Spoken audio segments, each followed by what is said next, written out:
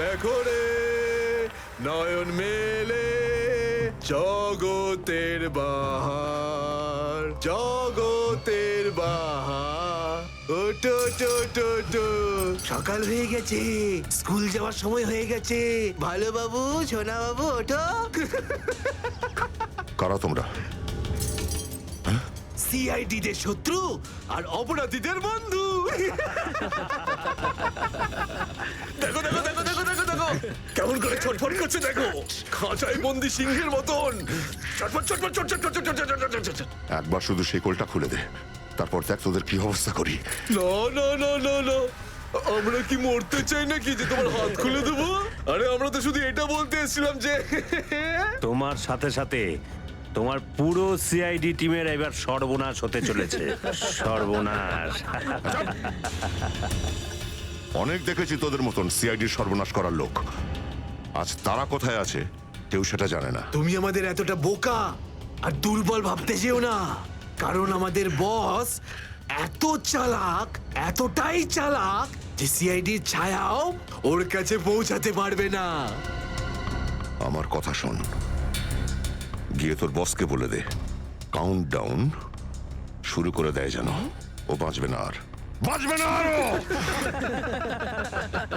কি ব্যাপার তোমাদের ভাই, তোমাদের এই সিআইডি অফিসারদের এই ব্যাপারটা আমার দারুণ ভালো লাগে। মৃত্যুর মুখে বসেও ডায়লগ মারতে ছাড়ো না তোমরা। দয়া, তোমার সঙ্গে দেখা করে খুব ভালো লাগলো। Good bye.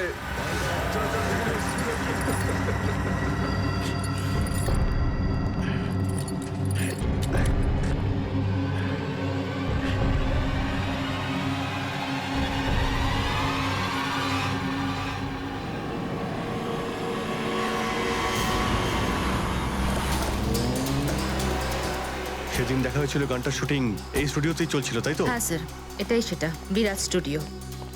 দয়াকে এখানেই হয়তো কোথাও রেখেছে।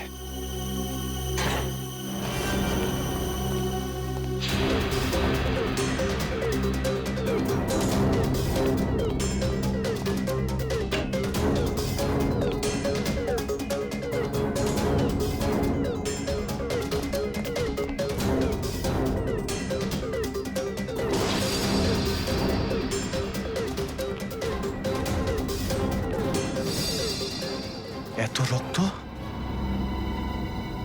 তার মানে স্যার, দয়া স্যার এখানেই ছিলেন?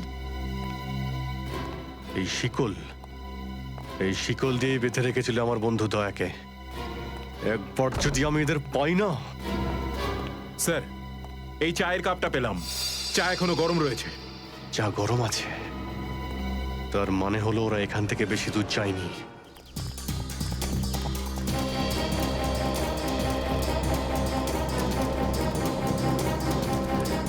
স্যার, মনে হচ্ছে এখানে কিছু হয়েছে।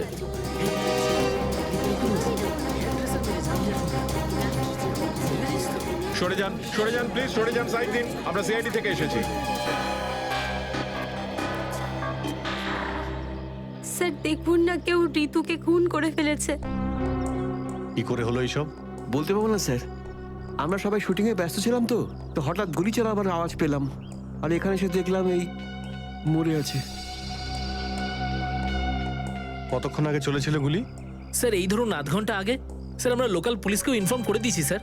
ঠিক আছে, আপনারা একটু এখান থেকে পিছিয়ে যান একটু।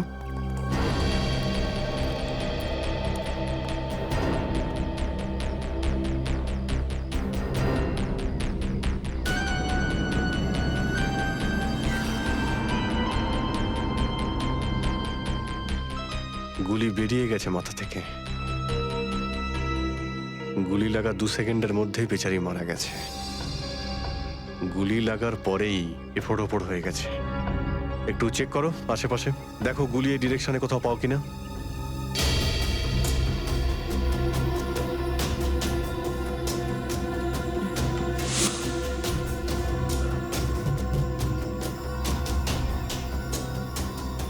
এ বিচারি এইভাবে এখানে বসেছিল, পিছন থেকে কেউ গুলি করলো আর এইভাবে উল্টে পড়ে যায়। আর এই আঘাত, এটা আবার কি ব্যাপার?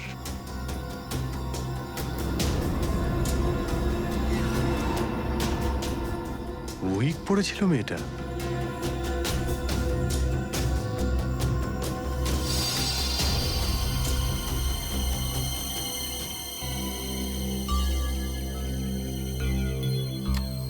স্যার, হ্যাঁ পুরবি, গুলি পেয়ে গেছি।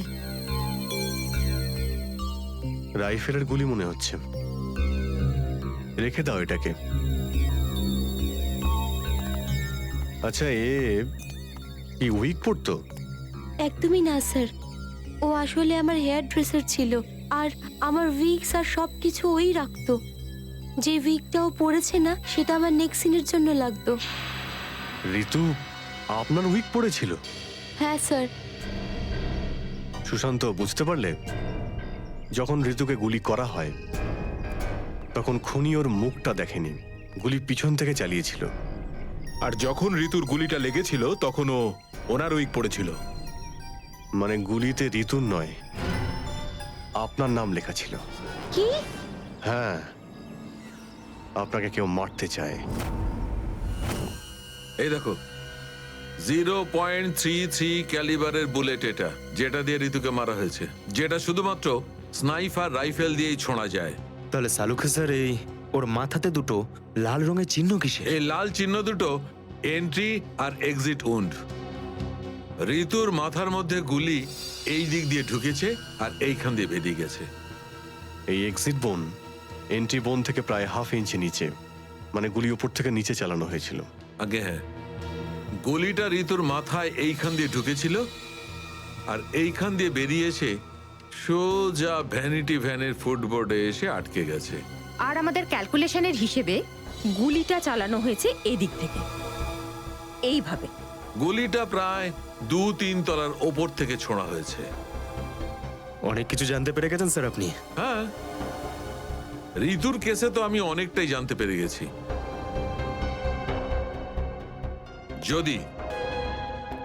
যদি আমি এইটা জানতে পারতাম যে দয়া আর আমার অন্যান্য অফিসারদের মধ্যে কি হয়েছিল,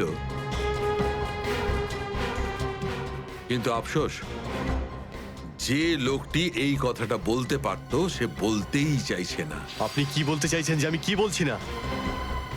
মনে থাকলে তো বলবো। আপনি সবসময় আমার বিরুদ্ধে বাজে অভিযোগ করেন। না অভিজিৎ, সালুকে কারোর ওপর কখনো বাজে অভিযোগ করে না। ডক্টর সালুকে প্লিজ, আপনি কি please? Please sir, Saluke sir please, আমরা কি এখন শুধুমাত্র ঋতুর কেসটা নিয়ে কথা বলতে পারি? ঋতুর কেসে আমি যতটা জানতে পেরেছি আমি সবটাই বলে দিয়েছি। ব্যাস, এখন আমার অপেক্ষা শুধুমাত্র একটা প্রমাণের জন্য, যা দিয়ে আমি জানতে পারবো দয়ার সঙ্গে কি ঘটেছিল। That's it. দেখলে, এই জন্য আমি তোমাকে বলেছিলাম যে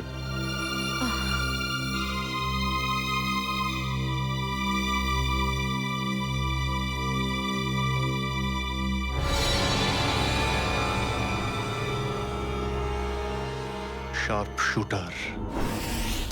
স্যার, আমি বলছি না, শেষ এক সপ্তাহ এখানে কোনো শুটিং হয়নি, তাই এখানে কারো আসার প্রশ্নই ওঠে না। মানে গত এক সপ্তাহ ধরে তুমি ছাড়া এই স্টুডিওতে আর কেউ আসেনি? আগে না স্যার। তার মানে গুলি তুমি চালিয়েছো? আমি গুলি কি করে চালাবো? আমার তো দীপাবলির বাজিতেও ভয় লাগে। তাহলে ভালো করে ভেবে উত্তর দাও। কেউ না কেউ তো গিয়েছিল সেকেন্ড ফ্লোরে। হ্যাঁ স্যার, একজন প্লাম্বার এসেছিল ওই পাইপ ঠিক করতে। সেকেন্ড ফ্লোরে? হ্যাঁ স্যার। নিয়ে চলো সেখানে, চলো।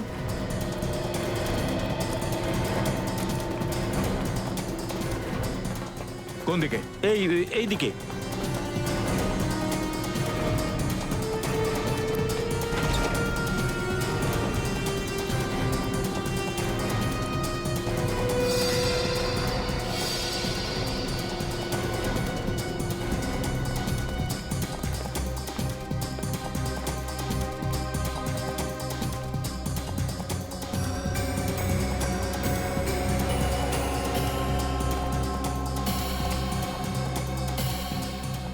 এখান থেকে ঋতু ওখানে ছিল আর শার্প শুটার গুলি সম্ভবত এখান থেকেই চালিয়েছে।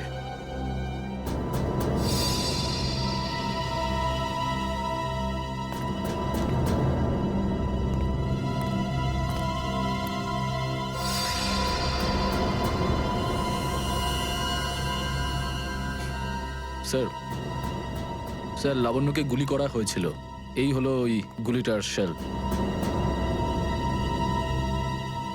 তুমি স্যার স্যার এতে আমার কোনো দোষ নেই স্যার। স্যার প্লিজ আমার বিরুদ্ধে কোনো কমপ্লেন করবেন না, আমার চাকরি চলে যাবে, প্লিজ প্লিজ। ভয় পেও না। আচ্ছা আমাকে এটা বলো, ওই প্লাম্বারের মুখটা দেখেছিলে তুমি? স্কেচ বানাতে পারবে? স্যার আসলে কি বলুন তো, আমি না চশমা ছাড়া কিছু দেখতে পাই না। আর ও যখন এসেছিল তখন আমার চশমা কোথাও হারিয়ে গিয়েছিল, আর আমি চশমাটাই খুঁজছিলাম। এই লাবণ্যর কোনো না কোনো শত্রু তো নিশ্চয়ই আছে, নইলে কেউ ওকে মারার চেষ্টা কেন করবে? এই লাবণ্য টিকুজি বের করেছি স্যার, ওর কারোর সাথে কোনো শত্রুতা ছিল না। হ্যাঁ স্যার, ফ্লপ হচ্ছিল ওর সব ফিল্ম। তাহলে এরকমও হতে পারে না যে অন্য কোনো অভিনেত্রী হিংসা বা ঈর্ষার কারণে ওকে মারার চেষ্টা করে থাকবে। লাবণ্য খুব বড় লোক নয় যে টাকা পয়সার জন্য ওর উপরে কেউ হামলা করবে। স্যার হতে পারে সত্যি এই গুলিটা ঋতুর উপরে চালানো হয়েছে, লাবণ্যের উপর নয়। আচ্ছা তোমরা কি ঋতুর ব্যাপারে ইনফরমেশন বের করেছো? হ্যাঁ স্যার, ঋতুরও কারোর সাথে কোনো শত্রুতা ছিল না। এমন কোনো না কোনো ব্যাপার আছে যা আমরা ঠিকমতো দেখতে পাচ্ছি না। এই লাবণ্যের যে আর্টিকেলগুলো আমরা পেয়েছি এর মধ্যে কোনো না কোনো ব্যাপার নিশ্চয়ই আমরা পাবো যার সঙ্গে কেসের কোনো না কোনো সম্পর্ক আছে। স্যার স্যার এটা 3 দিন পুরনো পেপার। এতে নিউজ আছে যে লাবণ্য জিনিসপত্র চুরি হয়েছিল ব্লু ইভ রিসর্ট থেকে। লাবণ্যের জিনিসপত্র চুরি হয়েছিল ব্লু ইভ রিসর্ট থেকে?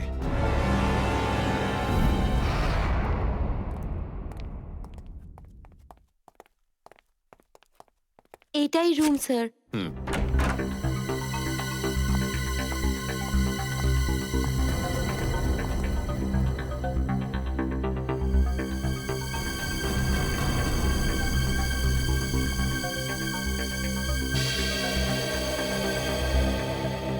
এই ঘর থেকেই আপনার জিনিসপত্র চুরি হয়েছিল?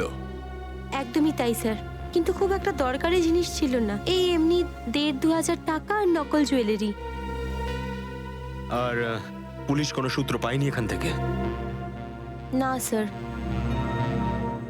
কিন্তু চোর এখানে আসলো কি করে? জানলা দিয়ে, এসির জায়গা দিয়ে নাকি? স্যার দরজা থেকে এসেছিল। পুলিশের কথা অনুযায়ী ও চাবির ব্যবহার করেছিল ঘরটা খুলতে। আর এই ঘরের চাবিটা কার কার কাছে ছিল? একটা আমার কাছে আর একটা এদের কাছে। ও মানে হোটেলের কোনো ভেতরের লোকের কাজও হতে পারে। ম্যাডাম আপনি এসব কি বলছেন? 15 বছর পুরনো আমাদের হোটেল। আমরা খুব সৎভাবে কাজ করে এখানে গুডউইল বানিয়েছি, আর আমাদের হোটেলের কোনো লোক এটা করতে পারে না। হয় এই কাজটা কোনো হোটেলের ভেতরের লোকই করেছে, অথবা কোনো বাইরের লোক এই চাবি চুরি করে চাবি ডুপ্লিকেট বানিয়ে নিয়েছে।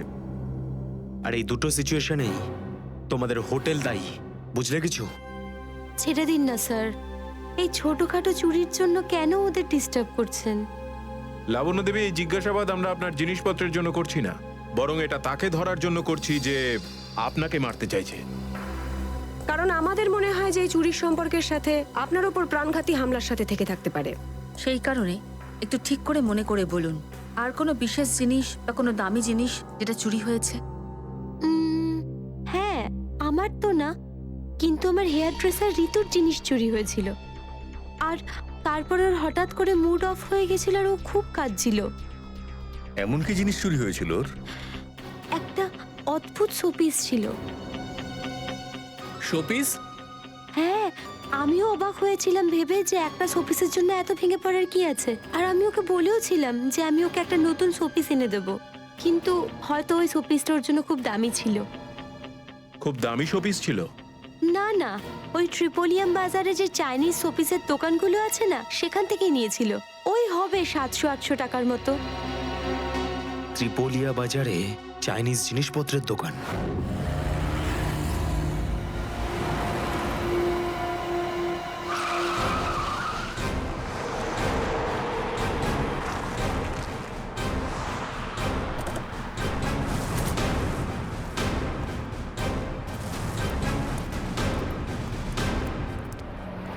সিআইডি।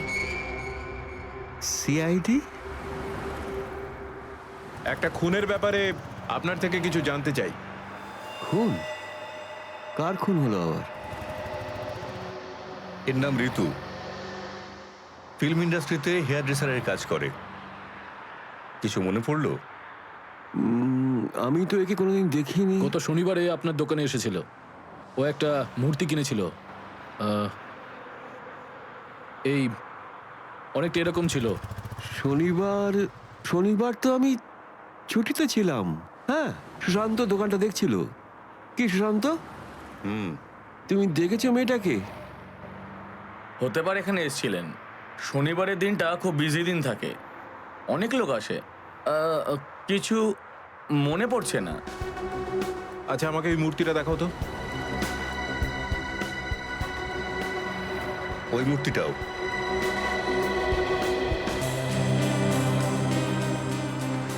এরকম আর কটা পিস আছে আপনার দোকানে? এই 15-20টা হবে। কি সুশান্ত? হ্যাঁ,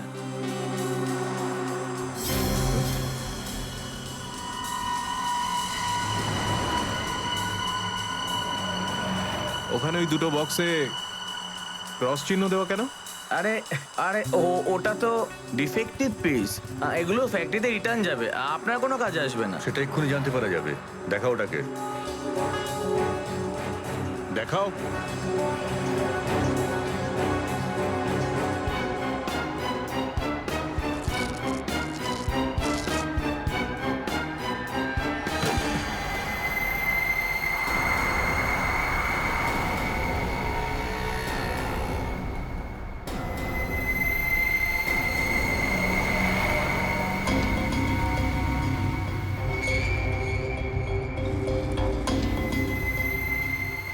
তো এসব ড্রাগসের ব্যাপার।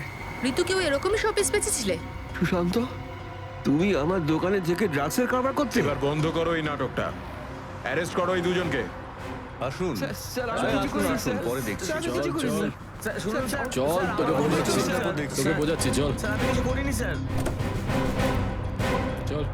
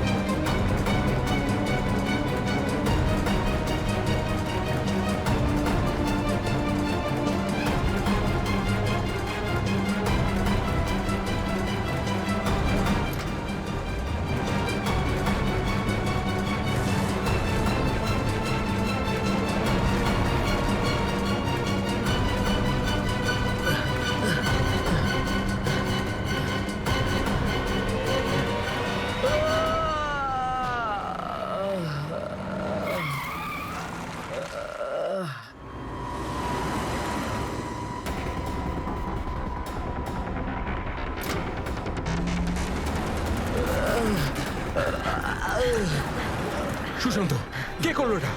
বলো সুশান্ত, উত্তর দাও। হ্যাঁ বলো, বলো সুশান্ত, কে করলো এটা? সুশান্ত,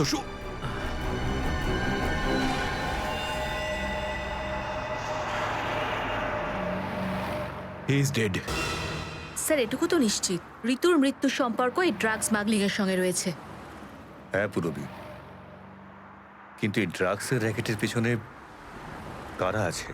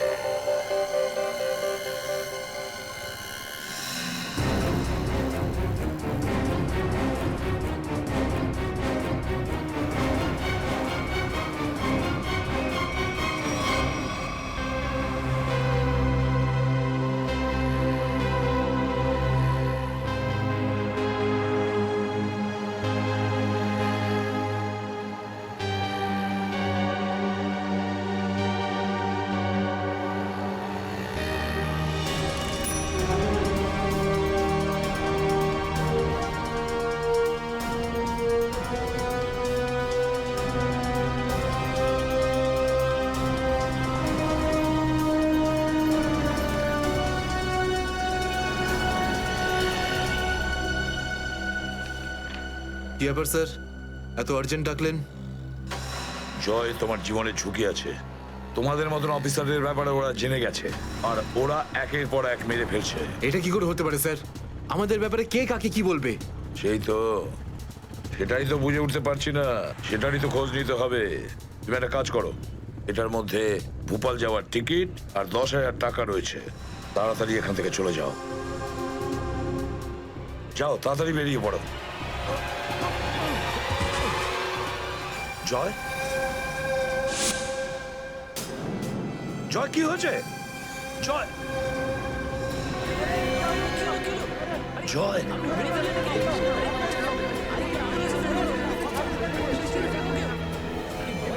মাই গড,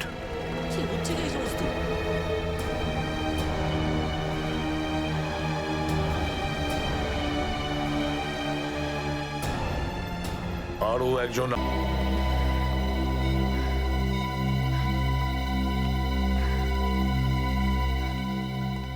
দয়া স্যারের ফোনটা কেন লাগছে না? শ্রেয়া, দয়া স্যারও ঠিক ফিরে আসবেন যেরকম অভিজিৎ স্যার এসেছেন। স্যার কিভাবে ফিরে আসবেন? আমরা তো এটাও জানি না যে দয়া স্যার কোথায় আছেন। স্যার, নাইবা দয়া স্যারের খোঁজ পাওয়া যাচ্ছে, নাইবা এসিপি স্যারের। শ্রেয়া ওনারা সিআইডি অফিসার, এরকম অনেক সমস্যার সম্মুখীন হয়েছেন। যেখানেই থাকুক না কেন নিশ্চয়ই ভালো থাকবেন ওনারা। স্যার, আপনি এমনটা কিভাবে বলতে পারেন? আপনি রক্ত দেখেছিলেন তো? কতটা রক্ত পড়েছিল বলুন তো ওখানে? আর ওই গুলিটা, যে গুলিটা দয়া স্যারের শরীর থেকে বেরিয়েছিল। হ্যাঁ শ্রেয়া, আমি সবকিছু দেখেছি, কিন্তু তার মানে এটা তো নয় যে সিআইডি অফিসাররা মারা যান না। স্যার, হ্যাঁ স্যার, আপনি ঠিক আছেন তো? স্যার, কাল থেকে আপনাকে ফোনে পাচ্ছিলাম না। হ্যাঁ, আমি একটা জরুরি কাজে ব্যস্ত ছিলাম। এমন একটা টপ সিক্রেট কাজ ছিল, কাউকে বলতে পারিনি, এমনকি তোমাদেরও নয়। স্যার, কি? স্যার, দয়া স্যারের কোনো খোঁজ পাওয়া যাচ্ছে না। দয়া স্যারের কোনো খোঁজ পাচ্ছ না মানে? স্যার, দয়া স্যার নিখোঁজ। কিন্তু গেল কোথায় ও? জানি না স্যার, ওনার ফোনটাও লাগছে না। আর ওনার গায়ে গুলিও লেগেছে। দয়ার গায়ে গুলি লেগেছে? এক মিনিট, এই ব্যাপারটা তোমরা জানলে কি করে? স্যার, সালুকে স্যার বলছিলেন যে দয়া স্যারের বডি থেকে একটা ডক্টর গুলি বের করেছেন আর চুপ করে নিয়ে এসে ওনাকে দিয়েছেন। দয়ার বডি থেকে গুলি বের করে সেটা শালুকে পাঠানো হয়েছে? অভিজিৎ, অভিজিৎ কোথায়? স্যার, অভিজিৎ স্যারও নিখোঁজ ছিলেন, 3 ঘন্টা আগেই ফিরে এসেছেন। আর তার থেকে বড় কথা স্যার, অভিজিৎ স্যারের প্যান্টে দয়া স্যারের রক্ত লেগেছিল। অভিজিৎ নিখোঁজ? 3 ঘন্টা আগে ও ফিরে এসেছিল, আর ওর প্যান্টের ওপর দয়ার রক্ত লেগে আছে। আর ওনার কিছুই মনে নেই স্যার। আর ওর কিছু মনে নেই? সেই একই ব্যাপার, সেই একই ব্যাপার। অভিজিৎ যখনই কোনো মুশকিলে পড়ে ওর স্মৃতিশক্তি লোপ পেয়ে যায়। এসব কি হচ্ছে সিআইডির মধ্যে? আমাদের তিনজন আন্ডার কভার অফিসার মারা গেছে। ওই অফিসারদের ব্যাপারে আমি ছাড়া আর কেউ কিচ্ছু জানতো না, কিন্তু ওদের নাম বাইরে ফ্ল্যাশ হয়ে গেছে। কিভাবে? স্যার, এই কথাটা যদি শুধু আপনি জানতেন তাহলে। সেটাই তো বলছি আমি সচিন, সেটাই তো বুঝে উঠতে পারছি না এসব কি করে হলো, কিভাবে হলো। এটার একটাই মানে দাঁড়ায় সচিন, আমাদের মধ্যেই কেউ একজন আছে যে আমাদের সঙ্গে বেইমানি করছে, আমাদের সাথে বেইমানি করছে। একজন বেইমান আছে। আর স্যার, একটা কথা আরো, একজন হেয়ার ড্রেসার খুন হয়ে গেছে স্যার। Hair dresser? হ্যাঁ স্যার, শুটিং চলাকালীন ওকে খুন করা হয়েছে। স্যার, মনে হচ্ছে এই খুনটা ড্রাগসের কারণে হয়েছে। আর স্যার, তদন্ত করতে করতে একটা লোক পর্যন্ত পৌঁছেছি, কিন্তু শেষে ও মারা যায়। আর স্যার, ওর পকেট থেকে আমরা এই কাগজটা পেয়েছি। স্যার, এটার উপরে কিছু নাম্বার লেখা রয়েছে। 185637245 183567235। আমার মনে হয় সচিন, এটা কোনো টেলিফোন বা মোবাইলের নাম্বার নয়। এই নাম্বারটা অন্য কিছু, এই নাম্বারটা অন্য কিছুরই হবে। কিন্তু কি, কিসের নাম্বার হতে পারে এটা? অপারেশন ডেভিঙ্গোর একটা বিশেষ ভূমিকা আছে। এই মিশনে আমাদের আন্ডার কভার কপস গ্যাংস্টার হয়ে ক্রাইম সিন্ডিকেটের গ্যাংয়ে ঢুকে পড়েছে। আরে প্যান্ট তুমি কোত্থেকে পেলে? কারণ ক্রাইম স্পটে আমি তো এরম কোনো প্যান্ট পাইনি। সিআইডি নিরাপরাধ অফিসার্সরা মারা পড়ছে, আর আপনার সাহায্যে আমরা তাদের বাঁচাতে পারি। এটা কি করে হতে পারে? দয়ার রক্ত আমার প্যান্টে? দয়ার প্রাণ বিপন্ন।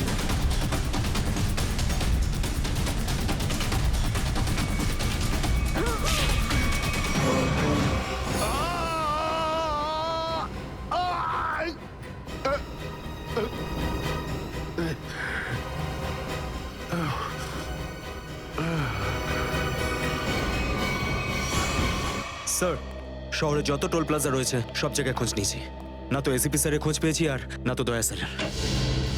এসিপির খবর তো পাওয়া যায়নি, কিন্তু দয়ার খবর পাওয়া গেছে। জানতে পারা গেছে কোথায় ও? আগে কয়েকটা গুন্ডা ওকে উঠিয়ে নিয়ে কোথাও একটা বন্দি করে রেখেছে। ওর অবস্থা ভীষণই খারাপ। ইনি ডক্টর প্রমোদ। নমস্কার। গুন্ডারা জোর করে তুলে নিয়ে গেছিল। অ্যাকচুয়ালি দয়ার পিঠে গুলি লেগেছিল, যেটা গুন্ডারা এনাকে দিয়ে বার করিয়েছে। কি দয়া স্যারের গুলি লেগেছে? হ্যাঁ। এখন দয়া কেমন আছে? ও বিপদমুক্ত তো? কিছু বলতে পারবো না। আমি তো গুলিটা তো বের করেছি, কিন্তু ওখানকার পরিবেশ যেরকম কোনো রোগীর জন্য একদমই ভালো না। আপনার তো কিছু নিশ্চয়ই মনে আছে ডাক্তারবাবু, কোথায় গুন্ডাদের এই আটাটা? ওরা আমার চোখ দুটো বেঁধে দিয়েছিল, তাই আমি বলতে পারবো না কোথায় আছে। ওখানে গিয়ে তো কাপড় খুলে দিয়েছিল। ওখানে ওদের নিশ্চয়ই দেখেছেন। ওদের মুখটা মনে আছে আপনার? হ্যাঁ, দেখলে চিনতে পারবো। Very good. পঙ্কজ, স্কেচ আর্টিস্টকে ডাকো এক্ষুনি।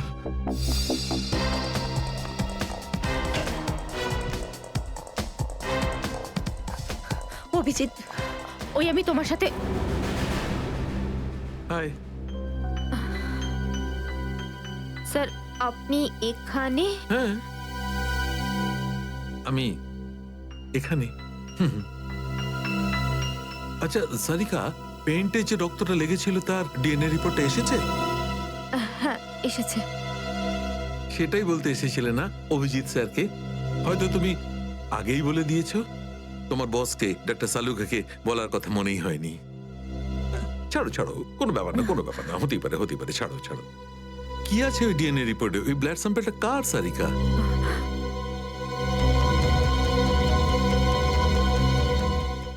দয়া স্যারের।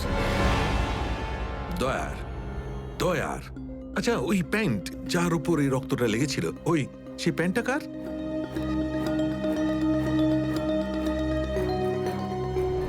এটা কি করে হতে পারে? দয়ার রক্ত আমার প্যান্টে?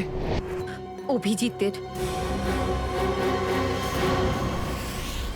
এত দূর যখন চলেই এসেছো, তোমাকে কি এমনি এমনি চলে যেতে দেবো আমি? বারে বা, একেই বলে গঙ্গা জলে গঙ্গা পুজো করা। কেতন, খুব জল তেষ্টা পেয়েছে, ডাবের জল খাই না, চলো না। দাঁড়া আসছি। কেতন! আরে না না না, কেন? ছাড়ো। চলো না প্লিজ। কেতন! কেতন! বাকি শপিং না অন্য কোনো দিন করো, চলো বাড়ি যাই। না না, আমি এখনই শপিং করব, অন্যদিন কেন? আরে বোঝার চেষ্টা করো না, আমার শরীর খারাপ। প্লিজ প্লিজ না, বোঝার না, চেষ্টা এক্ষুনি। করো। আমি বলছি প্লিজ না, এক্ষুনি। কথা শোনো আমার। কেতন! কোথায় ছিলে তুমি কেতন? কে এটা? আমি কি করে জানবো? আমি চিনি না এনাকে। তুমি আমাকে চেনো না? নিজের সিমিকে চিনতে পারছো না কেতন? দেখুন দিদি, আপনি কিছু একটা ভুল করছেন। উনি কেতন নয়, উনি আমার স্বামী জয়। আমি আমার স্বামীকে চিনতে একটুও ভুল করিনি। এ আমার কেতনই। হয়তো আপনার স্বামীকেও ঠিক আমার মতনই দেখতে। আমার নাম তো জয়, জয় ধনকিশোর। এই দেখুন আমার ড্রাইভিং লাইসেন্স। তোমরা পুলিশরা এই ডুপ্লিকেট ড্রাইভিং লাইসেন্স ইজিলি বানাতে পারো, আমি সব জানি। কিন্তু তুমি এরকম কেন করছো? পুলিশ? দিদি, উনি উনি পুলিশে চাকরি করেন না, উনি তো একজন মার্কেটিং ম্যানেজার। ইনি মার্কেটিং ম্যানেজার নন, আমার স্বামী একজন পুলিশ অফিসার। 6 বছর আগে একটা ডিউটির জন্য গেছিল, আর আজ অবধি ফেরত আসেনি। 6 বছর আগে? হ্যাঁ। আপনাদের বিয়ে কবে হয়েছে? 5 বছর আগে। তুমি আমার উপর সন্দেহ করছো, তাও আবার একজন অপরিচিত মহিলার কথায়। চলো। কেতন! কেতন দাঁড়াও! কেতন!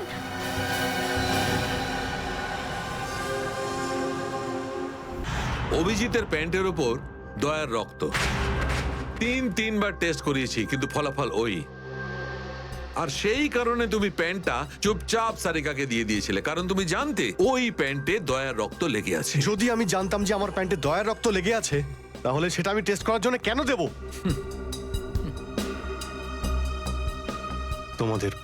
তোমাদের এটা মনে হচ্ছে না তো যে দয়ার এই অবস্থার জন্য আমি দায়ী? আচ্ছা ঠিক আছে, মেনে নিলাম। যদি তোমার কোনো দায় না থাকে তাহলে চুপচাপ তুমি সারিকাকে প্যান্টটা কেন দিলে? ওই প্যান্টটা তুমি ডাইরেক্ট আমাকেও দিতে পারতে। দিতে পারতাম স্যার, কিন্তু সব সময় আপনি আমার বিরুদ্ধে কথা বলেন, আমাকে ছোট করার কোনো সুযোগই আপনি ছাড়েন না। এই জন্য ওই প্যান্টটা আমি আপনাকে দিইনি। আর সেই কারণে সিনিয়র ইন্সপেক্টর অভিজিৎ, তুমি এটাও বলনি যে যখন দয়া আহত হয়েছিল তুমি নিজে সেখানে উপস্থিত ছিলে।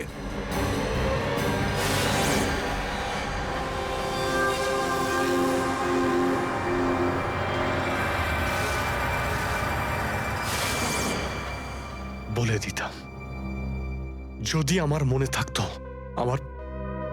আমার এখনো কিছু মনে নেই যে ওই রাতে কি হয়েছিল।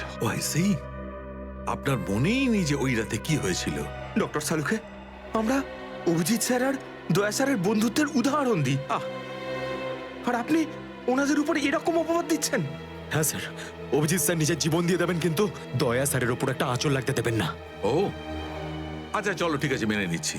আমি আমার সমস্ত কথা ফিরিয়ে নিচ্ছি। I am sorry. আমি মেনে নিচ্ছি যে দয়া আজকে যে অবস্থায় আছে তার দায় অভিজিতের নয়, কিন্তু এই কথাটা আমি কিছুতেই মানবো না যে দয়া যখন আহত হয়েছিল তখন অভিজিৎ ওখানে ছিল আর ওর কিছুই মনে নেই।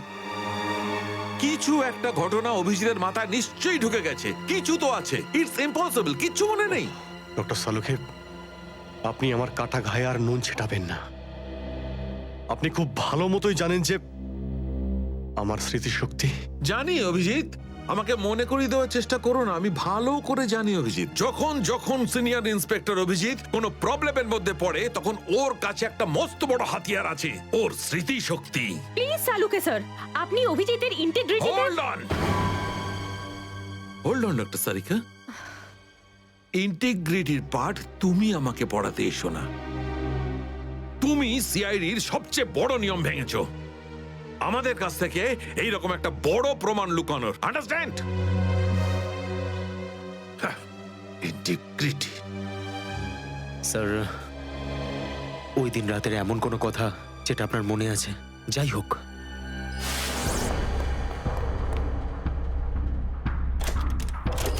আমি তেজার পিছনে দৌড়াচ্ছিলাম।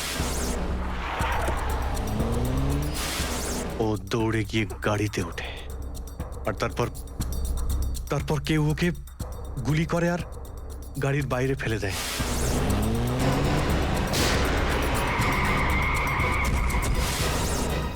যখন আমি দৌড়ে গিয়ে তেজার লাশের কাছে যাই, তখন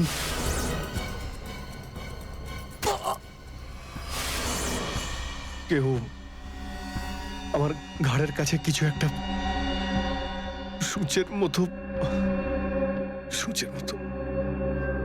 তারপর আমি অজ্ঞান হয়ে যাই। আর তার পরের দিন যখন আমার চোখ খোলে, তখন আমি দেখলাম যে আমি রাস্তার পাশে পড়ে আছি। তার মধ্যে কি হয়েছে আমার কিচ্ছু মনে নেই। ঠিক আছে, কোনো ব্যাপার নয়। ওই রাতে এক্স্যাক্টলি কি হয়েছিল সেটা জানা যাবে এই গুলিটার মারফত। এটা সেই গুলিটা যেটা দয়ার পিঠ থেকে বার করেছিলেন ডক্টর প্রমোদ। আর এই গুলিটার ব্যালিস্টিক রিপোর্ট থেকেই বার করা যাবে যে আসলে এই গুলিটা কার বন্দুক থেকে ছোঁড়া হয়েছিল। Sarika, come with me. Doctor Pramod, এক মিনিট। আপনি স্কেচ বানাতে হেল্প করবেন, আর আমি আপনাকে কয়েকটা প্রশ্ন করতে চাই। হ্যাঁ, জিজ্ঞাসা করব। ডক্টর প্রমোদ, আপনাকে ওই গুন্ডারা কোথা থেকে কিডন্যাপ করেছিল? প্রতাপনগর থেকে। আর তারপর আপনার চোখে কাপড় বেঁধে দেয় আগে। ওর পরে গাড়িতে বসে ওদের আড্ডায় নিয়ে যায়। আড্ডায়? আচ্ছা, আড্ডাতে পৌঁছাতে আপনার কতক্ষণ লেগেছিল মনে আছে? 40-45 মিনিট। 40-45 মিনিট। এটা ঠিক কটার সময়? রাত তখন এই 10:30টার মতন। রাত 10:30? ওই সময় তো প্রতাপনগরে খুব একটা ট্রাফিক থাকে না, রাস্তা ফাঁকাও থাকে। শ্রেয়া, শহরের ম্যাপটা নিয়ে এসো, আর সেই সব জায়গা লিস্ট বানাও যেখানে প্রতাপনগর থেকে যেতে 45 মিনিট সময় লাগে। শ্রেয়া, কি হলো? শহরের ম্যাপটা নিয়ে এসো তাড়াতাড়ি। সরি স্যার, আমার শরীরটা ভালো লাগছে না, এক্সকিউজ মি।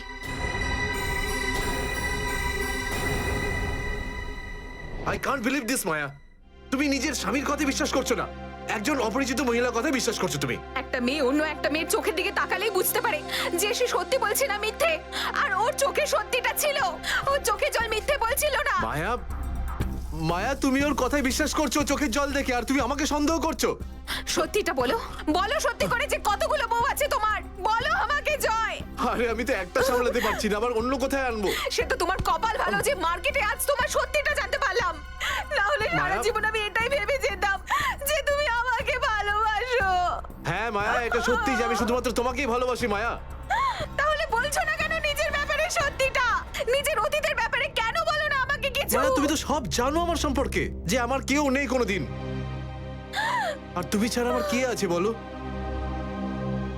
আর তোমার কাজ? তুমি পুলিশে আছো নাকি মার্কেটিং ম্যানেজার? মার্কেটিং মায়া, সব মিথ্যে। আমি তোমার অফিসে যেতে চাই, আমি কিছু জানি না, আমি তোমার অফিসে যেতে চাই। ঠিক আছে অফিস যেতে চাও? আমি সামনের সপ্তাহে তোমাকে আমার অফিসে নিয়ে যাবো, খুশি? কেন পরের সপ্তাহে কেন? হ্যাঁ কালকে কেন নয়? হ্যাঁ বরং আমি তো বলবো যে কাল নয়, আজই যেতে চাই আমি তোমার মায়া অফিসে। মায়া মায়া, সন্দেহের একটা লিমিট থাকে মায়া।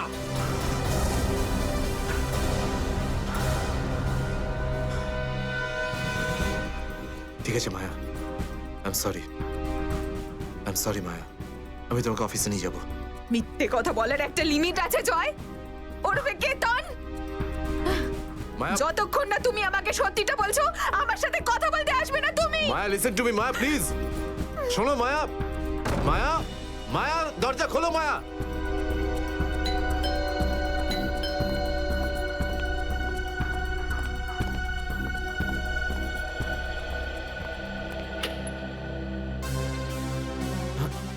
আপনি?